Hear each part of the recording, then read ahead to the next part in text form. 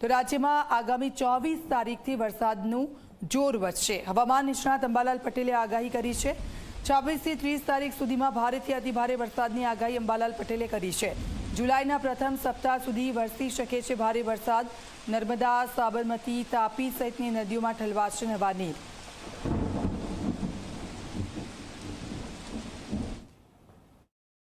હમણાં રાજ્યના ભાગોમાં હળવો ભારે વરસાદ ચાલુ રહેશે, પણ ઉલ્લેખનીય છે કે બંગાળના ઉપસાગરમાં લગભગ 23 તારીખથી 26 જૂન વચ્ચે એક સિસ્ટમ બને છે।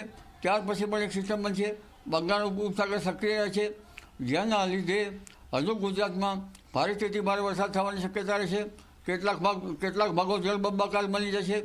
આ અંગે જોઈએ તો લગભગ તારીખ 24મી જૂનથી રાજ્યના ભાગોમાં ચોમાસુના બીજું વહન આગળ વધશે અને તારીખ 26 જૂનથી લગભગ 30 જૂન વચ્ચે અને ત્યારબાદ જુલાઈના પ્રથમ સપ્તાહ વચ્ચે રાજ્યના કેટલાક ભાગોમાં ભારેથી ભારે વરસાદ થતાં જળબંબાકારની સ્થિતિ થવાની શક્યતા છે। હવે 24મી જૂનથી આવેલું ચોમાસું ત્યારબાદ તારીખ 26થી 30માં વધારે સક્રિય થશે, જેમાં દક્ષિણ ગુજરાતના કેટલાક ભાગોમાં ભારેથી ભારે વરસાદ થવાની શક્યતા રહેશે। કેટલાક ભાગમાં પૂર આવવાની શક્યતા રહેશે।